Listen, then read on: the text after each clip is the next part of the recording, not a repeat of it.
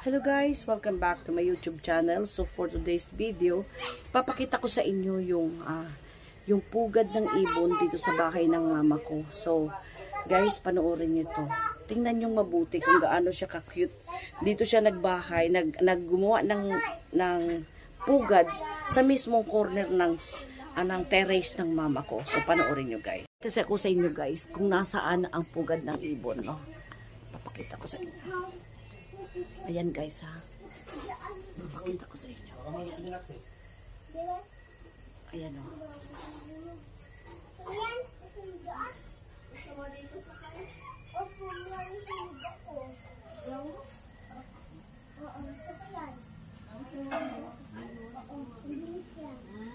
Ayan.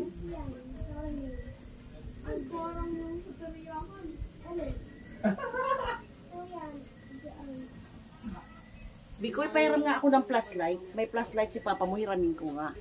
Para makipapakita ko lang yung ayan. O kabay na. Ayan. Ayan guys, oh. Ayan. Ayan yung ano nila. Ginawang pugad. Sa gabi, diyan sila natutulog. Ayan. Nakita ba?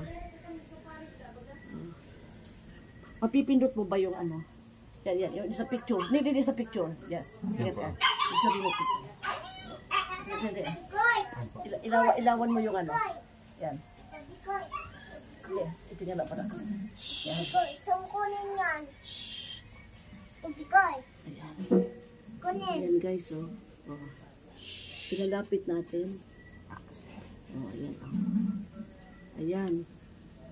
Ayan, okay na. Ayan guys. Isang habol yan. Ayan guys, oh. Isang habol. Doon siya sa pinakasulok. Halos ano na po yan. Last 2 years ago na umuwi ako. Andyan na yan. Hanggang ngayon, andyan pa rin.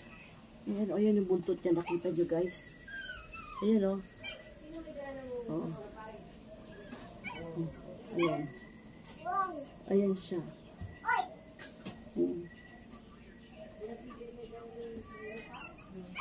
Subukan natin na paganahin natin yung flashlight, no? Paganahin natin yung flashlight. Ayan.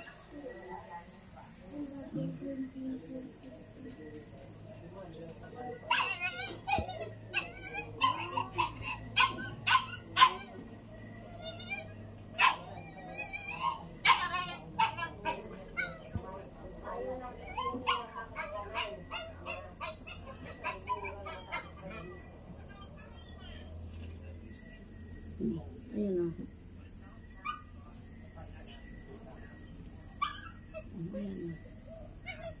Kumagalaw sila. Bababi.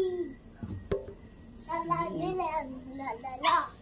Bikoy, kaya mo bang pindutin yung ano? Bikoy. Mama. Bikoy. Baby. Kaya mo bang pindutin yung picture na yon? Nakaganito siya.